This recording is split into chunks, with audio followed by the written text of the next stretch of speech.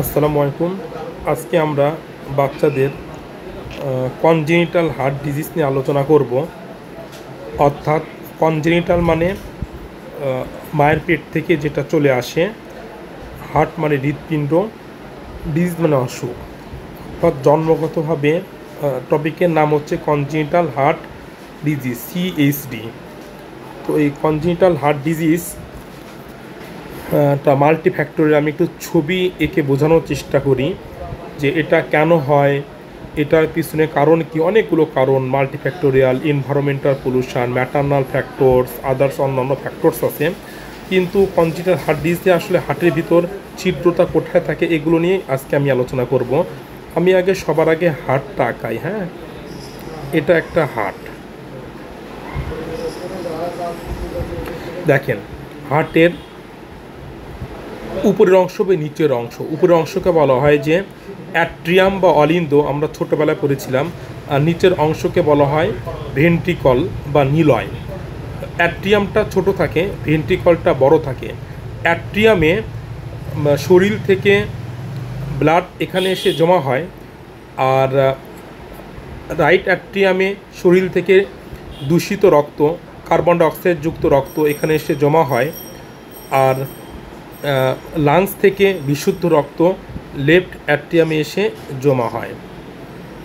এবং এই right atrium থেকে রাইট অ্যাট্রিও ভেন্ট্রিকুলার ফোরামেন দিয়ে ব্লাডটা রাইট ভেন্ট্রিকলে পাস করে, এবং লেফট অ্যাট্রিয়াম থেকে লেফট অ্যাট্রিও ভেন্ট্রিকুলার ফোরামের মাধ্যমে অক্সিজেনযুক্ত বিশুদ্ধ রক্তটা লেফট ভেন্ট্রিকলে পাস করে। অর্থাৎ আমরা যদি মানুষটাকে চিন্তা করি, এই অংশটা হচ্ছে ডান, এই অংশটা হচ্ছে ডান, এটা হচ্ছে রাইট, এটা হচ্ছে রাইট সাইড, আর এটা হচ্ছে লেফট সাইড। ঠিক আছে? তাহলে এটার ভিতর কিন্তু প্রকোষ্ঠগুলো তৈরি হয়। তো প্রথম এই প্রকোষ্ঠগুলো তৈরির সময়ে কি কি ঘটনা ঘটে এবং কেন হার্ট ডিজিজটা হয় সেটাই দেখাচ্ছি।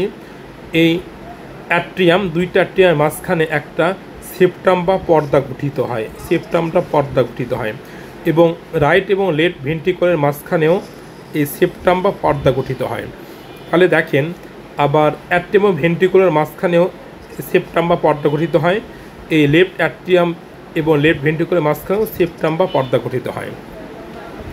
অর্থাৎ এই দুইটা অ্যাট্রিয়ামের মাঝখানে, এই দুইটা ভেন্ট্রিকলের মাঝখানে সেপ্টাম বা পর্দা গঠিত হচ্ছে, আবার অ্যাট্রিয়াম এবং ভেন্ট্রিকলের মাঝখানেও সেপ্টাম বা পর্দা গঠিত হচ্ছে। কিন্তু মজার বিষয় হচ্ছে যে বাচ্চাটা পেটে থাকা অবস্থা, অর্থাৎ ইন্ট্রা ইউটেরাইন লাইফে, এই প্রকোষ্ঠগুলোর সাথে একে অপরের সাথে ঘনিষ্ঠ সংযোগ মেনটেন করতে হয়। অর্থাৎ এই রাইট এবং লেফট অ্যাট্রিয়াম বা অলিন্দের মাঝখানে ফোরামেন থাকে।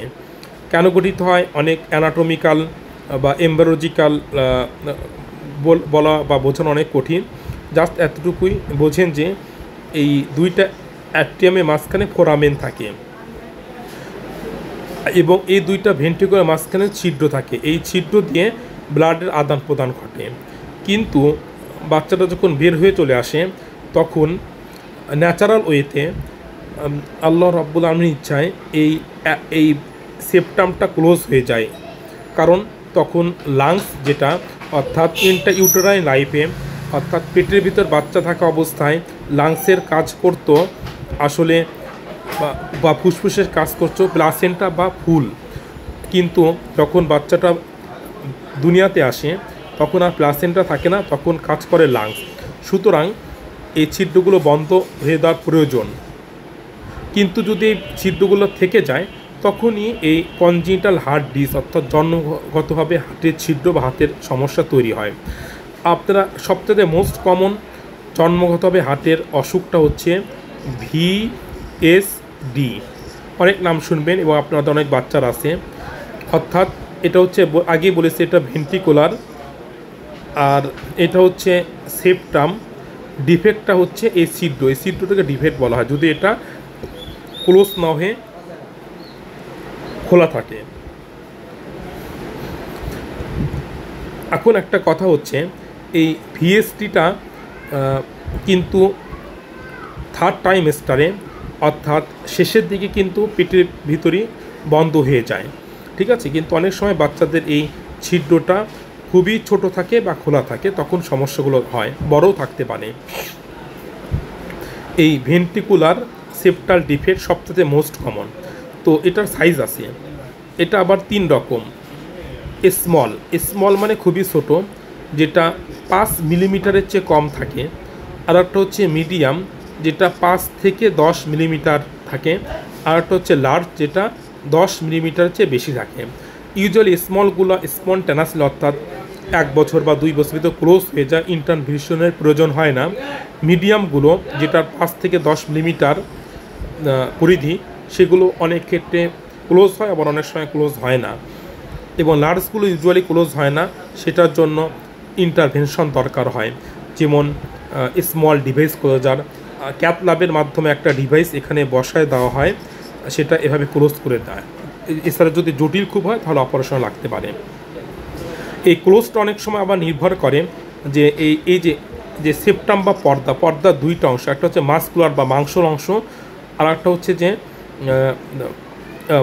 মাসকুলার পার্ট, যেটাকে বলা হয় যে মাংসল পাশ, আর একটা হচ্ছে মেমব্রেনাস পার্ট, অর্থাৎ মেমব্রেন মানে পর্দার মতো, দড়ির মতো পার্ট। যদি এটা মাসকুলার পার্টে হয়ে থাকে তাহলে মাসেলগুলো কন্ট্রাকশন করে, সংকোচন প্রসারণ করে, তাহলে ক্লোজ হওয়ার সম্ভাবনা বেশি থাকে। যদি এটা মেমব্রেনাস পার্ট হয়ে থাকে, প্রি মেমব্রেনাস, তাহলে এটা ক্লোজ হওয়ার সম্ভাবনা একটু কম থাকে।